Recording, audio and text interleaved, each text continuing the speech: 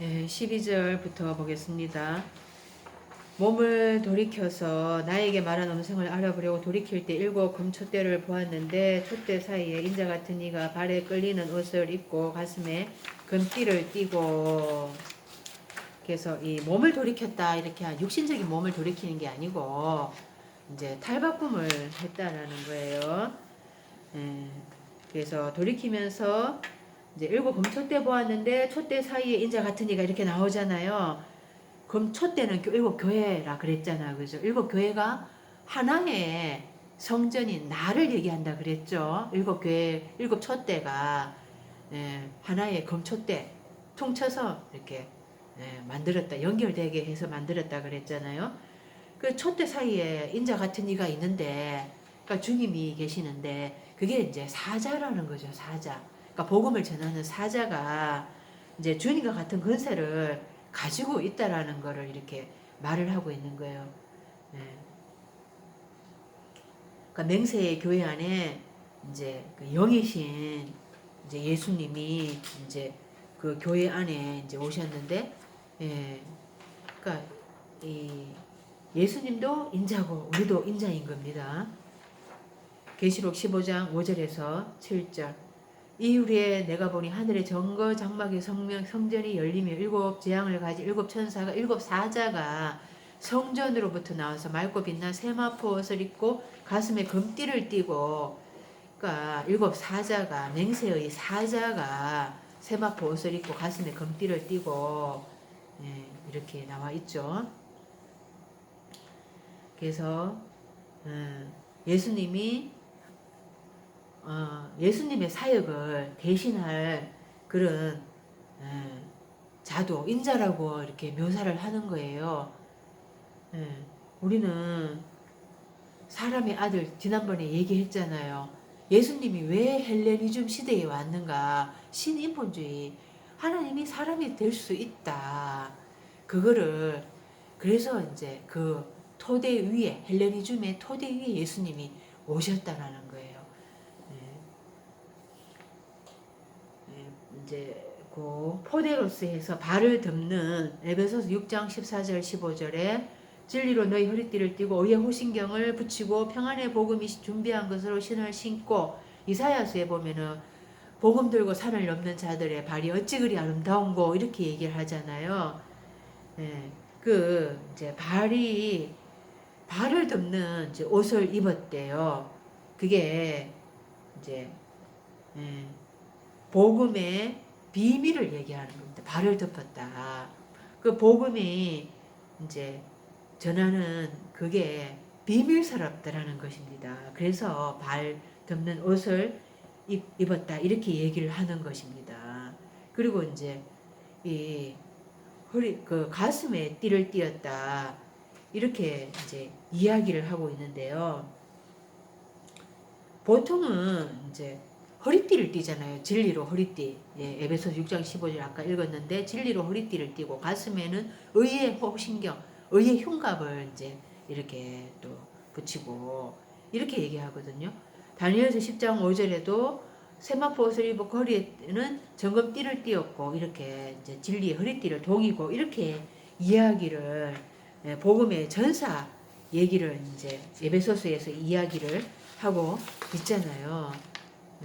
근데 지금 이렇게 이제 가슴에 띠를 띄었다 이게 가슴이 이제 마스토이스 이래가지고 가슴이 이제 젖 나오는 곳이죠. 그래서 인자가 젖을 말씀에 젖을 먹이는 자라는 것을 가슴에 이제 띠를 띄었다 이렇게 이야기를 하고 있습니다.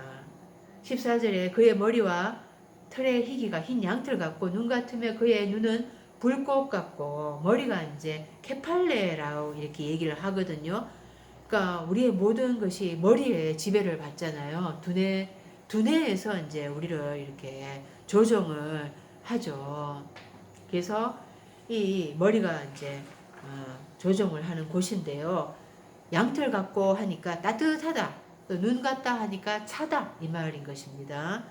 이 두 가지를 다 가지고 있다라는 거예요. 인자가 복음의 사자가 두 가지를 다 가지고 있어야 한다라는 것입니다. 따뜻하기도 하고 또 차갑기도 하다라는 것입니다.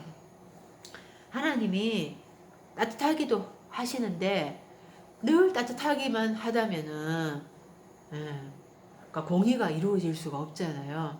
그러니까 하나님은 사랑과 공의 두 가지를 다 가지고 계신 분이에요. 하나님은 따뜻하기도 하지만 차갑기도 하신 분이신 것입니다. 그래서 진짜 머리는 고린도전서 11장 3절에 각 남자의 머리는 그리스도요 여자의 머리는 남자요 그리스도의 머리는 하나님이라. 우리가 이제 그리스도의 머리에까지 그리스도에까지 자라가야 되죠. 그리스도의 머리는 하나님이다. 하나님에까지 우리가 이제 자라가야 되는데, 그러니까 인자가 그렇게 따뜻함도 가지고 있고 또 차가운 그런 냉정할 때는 하나님의 공의가 이루어지려고 그러면 냉정할 때는 진짜 차갑기가 얼음장같이 차가워야 되는 그런 속성을 두 가지 양면을 다 가지고 있어야 한다는 거예요. 그러니까 8장 20절의 마태복음 여우도 굴이 있고 공중에 새도 거처가 있을 때 인자는 머리 둘 곳 없다. 이 머리가 생각이잖아요. 그 사상이 이제 사상을 머리라고 표현을 하잖아요. 예수님의 사상을 둘 곳이 없다라는 것입니다. 마태복음 14장 8절에 세례 요한의 머리를 소반에 얹어서, 세례 요한은 말씀 때문에 죽어야 되는데 자기 의 때문에 죽었는 거예요. 허무한 죽음을 그렇게 죽은 것이죠. 그래서 흰 틀 같다. 틀의 희기가 희다. 틀이 희다.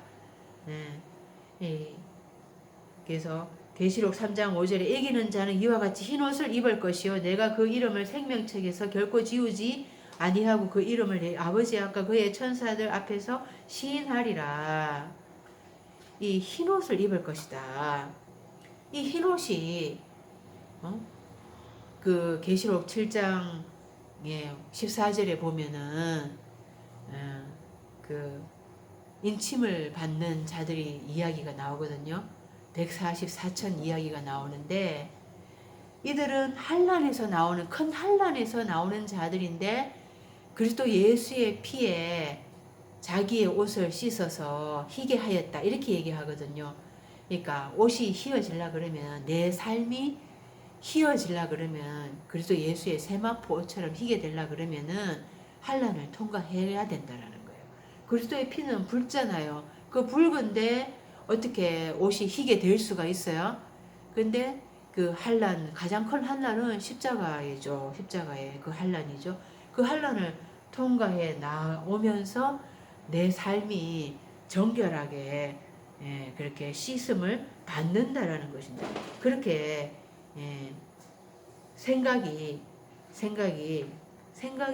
사상이 그렇게 깨끗해져야 한다라는 거예요. 그죠? 다니엘서 7장 9절에 그 왕자가 놓이고 옛적부터 항상 계신 이가 자장하셨는데 그 옷은 희기가 눈 같고 머리털은 깨끗한 양의 털 같고 보좌는 불꽃이요 그 바퀴는 붙는 불이며, 하나님이 거룩하신 분이신 것처럼 너희도 거룩하라 이렇게 얘기를 했잖아요. 잠언 16장 31절에 백발은 영화의 면류관이라. 노인이 되면서 머리가 점점 하얘지는데 그게 영화의 면류관이다. 그러니까 지혜로워진다 이렇게 얘기를 하는 것이죠. 의로운 길에서 얻게 된다. 백발은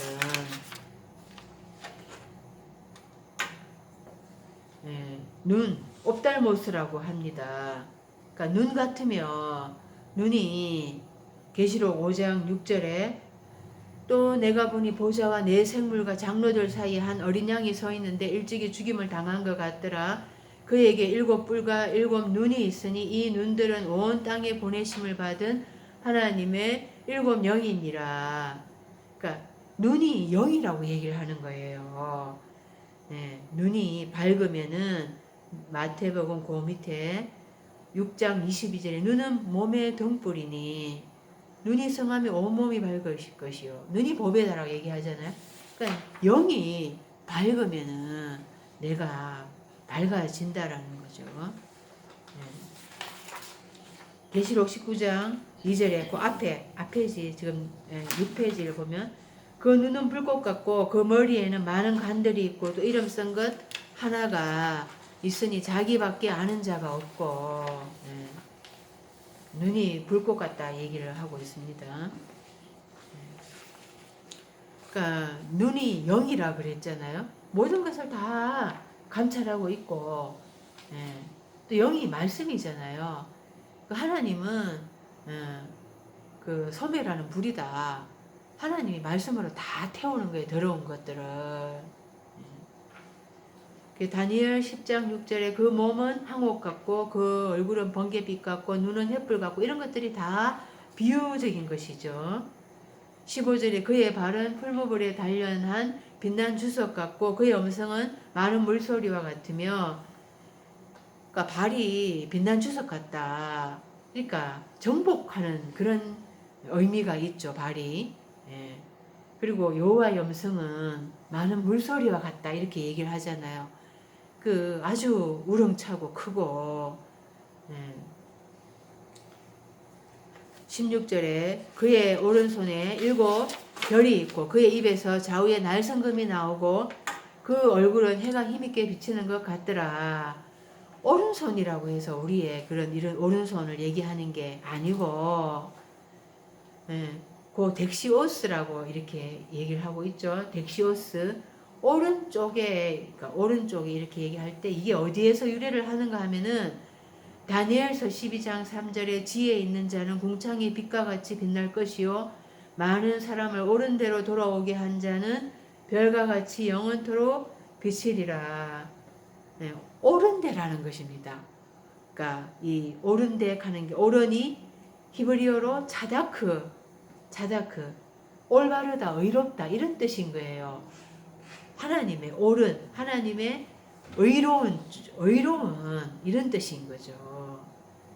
거기에 7 별이 20절에 7 별은 7 사자니라 이렇게 얘기를 하잖아요. 사자를 이제 붙들어 주고 있다 이 말인 거죠.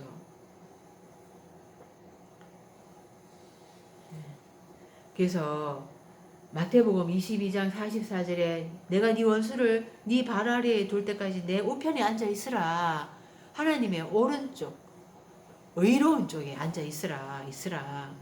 양은 오른편에 염소는 왼편에. 그래서 오른편에 있는 자들에게 의로운 자들 그 자들이 하나님의 복을 받고 상속자가 된다는 것입니다.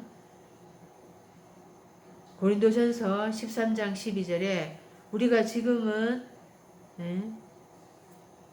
그 거울로 보는 것 같이 희미하나 그때는 얼굴과 얼굴을 대하여 볼 것이요 그 지금은 내가 부분적으로 아나 그때는 주께서 나를 아신 것 같이 내가 온전히 알리라. 이게 그러니까 그 얼굴은 해가 힘있게 비치는 것 같더라 이렇게 얘기하잖아요. 그 8페이지 가볼까요? 8페이지 뒤로 넘겨가 보겠습니다. 헬리오스 하는 게 해예요. 해. 8페이지 제일 위에 보면은 2246번 헬리오스라는 게 있죠. 이게 해라는 단어입니다. 그 얼굴은 해가 힘있게 비치는 것 같더라. 그러니까 그 7째 날이 되기 전까지는 그 거울로 보는 것 같이 희미하다라는 거예요. 청동 거울이 희미하잖아요. 자기 얼굴 그죠? 그런데 이제 7째 날이 되면은 온전하게 얼굴과 얼굴을 마주 대하여서 이제 보게 되고 온전하게 알게 된다라는 건데요. 그때는 해가 힘있게 비치는 것 같더라. 그러니까 헬리오스 해. 계시록 21장 23절에 그 성은 해나 달의 비침이 쓸데없으니 이는 하나님의 영광이 비치고 어린 양이 그 등불이 되심이라. 그러니까 더 이상 해나 달 반사하는 강명체가 아니라는 거예요. 직접 강명을 비치는 것은 하나님이시죠. 그러니까 말라기 4장 2절에 내 이름을 경외하는 너희에게는 의로운 해가 떠올라서 치료하는 강선을 발하리니 너희가 나가서 외양간에서 나온 송아지같이 뛰리라. 의로운 해 이 하나님이시고 하나님이시잖아요. 그래서 하나님이 진짜 해라는 거예요. 그래서 얼굴은 해가 비치는 것 같이 예? 힘있게 비치는 것 같더라. 그러니까, 예. 그러니까 하나님이 비치면은 우리가 희미하게 보지 않고 온전히 주님을 알게 된다라고 아까 전에 고린도전서 13장 12절에 이야기를 했습니다. 예, 순서가 조금 바뀌어서 7페이지 다시 와보겠습니다. 7페이지 오면은 그 호론파이아 4501번 호론파이아 7페이지에 금이라고 나와 있죠. 금 호론파이아 금이라고. 그러니까 이제 인자의 오른손에 7별 삶을 붙들고 사자 삶을 붙들고 있고 그의 입에서 좌우에 날선금이 나온다 이렇게 얘기를 하잖아요. 입에서 이제 좌우 양쪽으로 예리한 금이라는 거예요. 이 금이 말씀이라 그랬죠. 근데 이때 이제 이 금은 흐름파이어라고 합니다. 이거는 죽이는 금이에요. 살육하는 금인 거예요. 계시록 6.8절에 청색 말이 나오는데 그 탄자의 이름은 사망이니 엄부가 그 뒤를 따르더라. 그들이 땅 4분의 1의 권세를 얻어 금과 흉년과 사망과 땅의 짐승들로서 죽이더라. 그래서 죽이는 말씀으로 죽이는 금이 이제 그의 입에서 나온다라는 것이거든요. 지난번에 우리가 그 마태복음 이제 10장 34절 마카이라 이 금을 얘기해. 이때도 금이에요. 이때도 말씀이에요. 마카이라가 금인데요. 이때는 전쟁하는 금이에요. 세상에 내가 평화를 주로 원주로 생각하지 마라. 금을 주로 말씀을 주는데 이때 이 금이 에베소서 6장 17절에 구원의 투구와 성령의 금 곧 하나님의 말씀 흐레마의 말씀을 가지라. 해설의 말씀을 가지라 이 말이거든요. 그러니까 영의 말씀을 이제 들고 전쟁하라 이 말이거든요.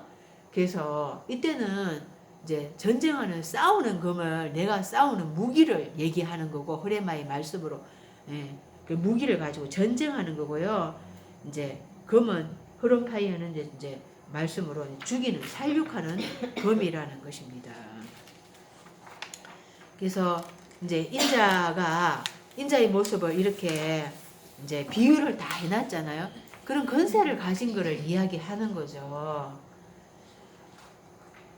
그래서 그거를 그림으로 한번 그려보세요. 입에서 양날금이 나오고 그 7 촛대 사이에 인자 같은 이가 있고 그러면 과연 이게 뭘 의미하는가 자세히 생각해 보면은 장차 되어질 요한의 모습, 나의 모습, 7째 날에 들어간 그 복음을 전하는 사자가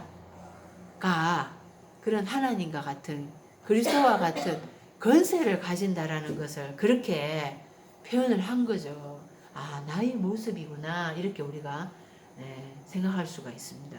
17절에 내가 볼 때 그의 발 앞에 엎드려져 죽은 자 같이 되매 그가 오른손을 내게 얹고 이르시되 두려워하지 말라 나는 처음이요 마지막이니.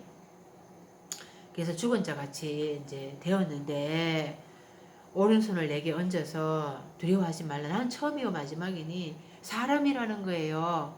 인자라는 거예요. 죽었다 살아난 그런 인자를 이제 본 거예요.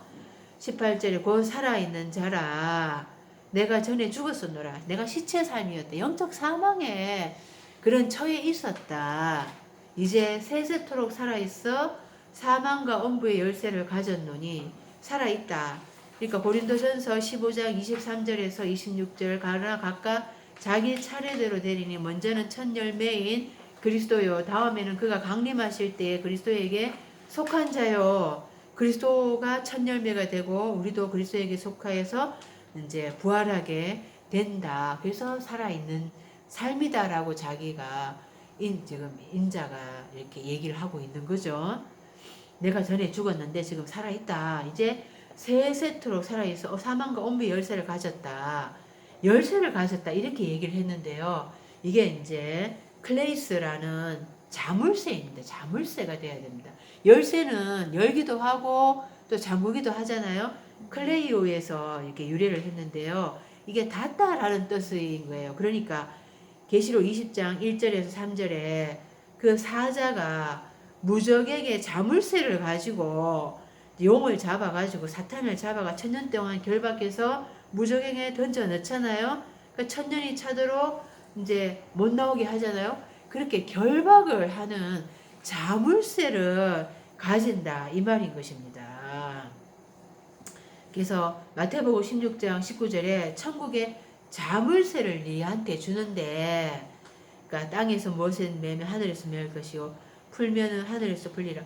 그러니까 내가 이렇게 잠글 수 있는, 결박할 수 있는, 사단을 제어할 수 있는 그런 권세를 가지게 된다라는 거죠. 신앙생활이라는 게 이 사단을 결박할 수 있는 나의 욕망과 정욕 이런 것들을 내가 결박할 수 있는 그런 능력이 있어야 되는 거잖아요. 우리가 열기만 하고 잠그지를 못하면은, 내 욕망을 제어하지 못하면은 그게 나한테서 벌써 늘 나를 막 흔들 때 그거를 내가 제어하지 못하면, 잠그지 못하고 억제하지 못하면은 그게 다 열어져 가지고 막 나와서 활개를 치면은 내가 거기에 종살이 하게 되자는 거잖아요. 거기에 매여 가지고 이리저리 막 그냥 흔들리는 거죠. 그렇게 되지 않을 수 있는 권세를 인자가 가진다라는 것입니다. 부활하면은 결박해서 잠가놓고, 그래서 이제 천년이 차면 또 풀린다 그러거든요. 잠깐 놓이게 된다 이러는데, 그때 이제 내가 그때 권세가 있으니까 이제 그런 이렇게 내가 결박할 수 있는 능력이 이제 진짜 생긴다라는 거예요. 그래서 내 안에서 이렇게 불쑥불쑥 올라오지만은 그것을 말씀의 힘이 빛으로 충만하게 되면은 그걸 말씀이 나를 끌어가게 되니까 내가 사단에게 휘둘리지 않게 된다라는 거예요. 그래서 이게 이제 사망과 엄부의 자물쇠를 내가 가지게 되는 거. 그게 이제 일곱째 날에 들어간 자의 능력이 되는 것입니다. 그리고 계시록 9장 1절에 다섯째 천사가 나팔을 불며 내가 보니 하늘에서 땅에 떨어진 별 하나가 있는데 무저갱이 열쇠를 받았더라. 그러니까 다섯째 천사, 다섯째 날을 해석해 주고 있는 거거든요.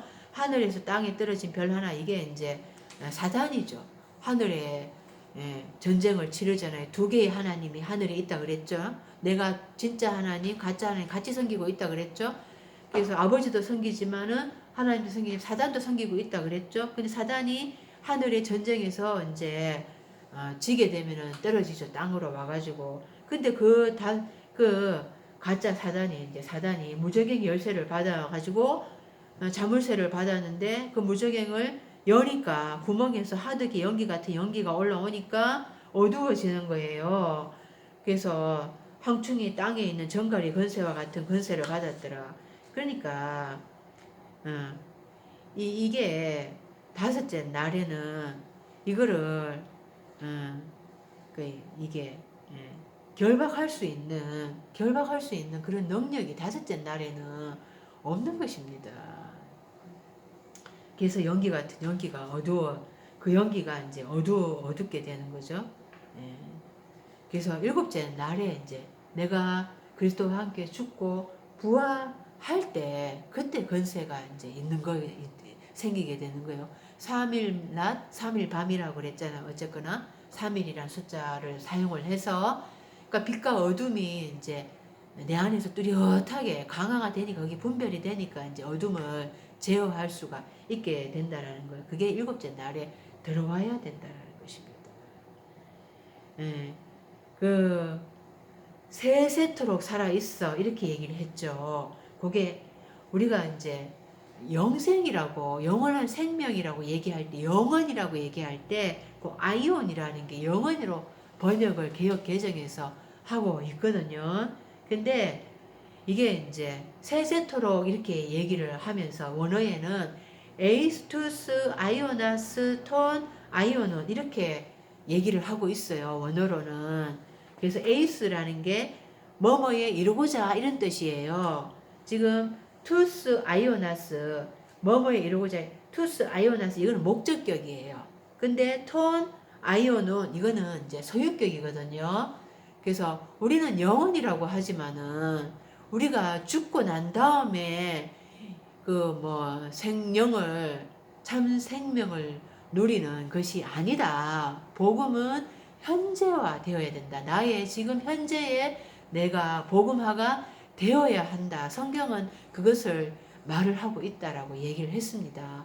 그래서 우리는 죽어서 이제 천국에 가서 거기에서 내세라고 그러잖아요.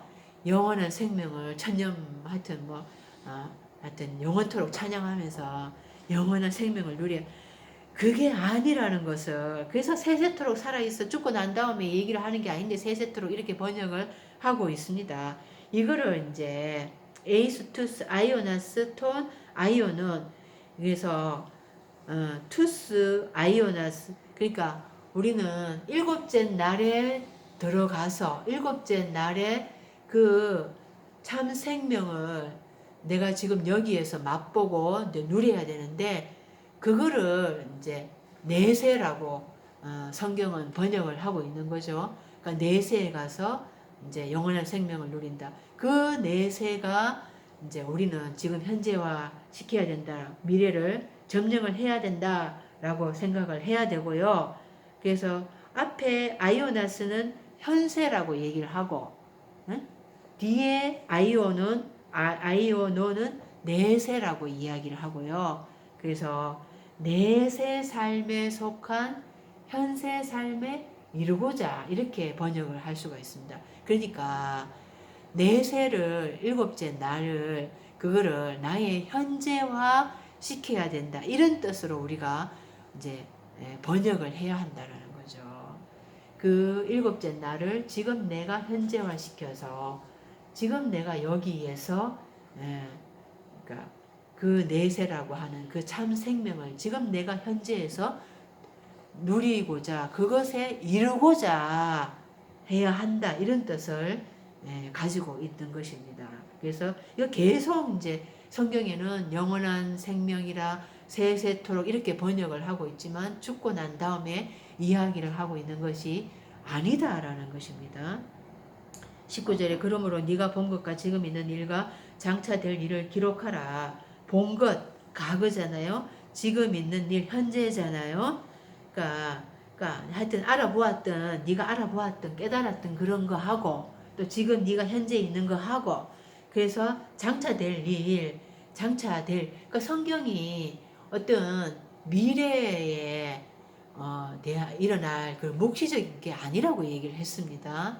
성경은 이제 그러니까 미래에 대한 것을 예언하고 있는 거죠. 미리 우리한테 내가 과거를 깨닫고 내가 그것이 현재화가 이제 되면서 하나님이 그 미완료로 말씀하셨던 그것이 나의 지금 현재에 이제 내가 깨달으면서 나의 미래에 어떤 일이 일어날 것인가 내가 일곱째 날에 내가 완성의 단계에 들어가야 한다. 그게 이 삶을 결합하여서 발생하기를 의도하는 삶이라는 거예요. 그래서 내가 과거를 깨달아야 되고 또 내가 지금 현재에서 내가 구원을 내가 살아 있어야 되고 그죠? 구원의 삶으로 내가 살아 있어야 되고 그래서 나는 일곱째 날에 들어가서 완성이 되어야 한다. 그게 이제 미래의 그 일이지만은 나는 미래를 나의 지금 현재의 삶에 현재화 시켜야 된다. 그거를 현재화 하도록 네 마음판에 기록하라는 거예요. 편지 쓰라 이런 게 아니고 그죠? 편지를 서신서 이렇게 그게 얘기하는 게 아니고 네 마음판에 기록하라고 우리한테 요한이 말하고 있는 것입니다. 20절 네가 본 것은 내 오른손에 일곱 별의 비밀 사자 일곱 검초대 교회에 대한 것을 이야기하고 있다라고 이야기를 합니다. 그래서 이 인자라는 말을 잘 이해를 해야 돼요. 하나님은 인자를 통해서 우리한테 복음을 전해 주시는 것입니다. 그 인자는 죽었다가 살아난 자를 의미하는 것입니다. 부활의 삶을 살아가는 그런 산자, 진짜 산자를 얘기하는 것입니다.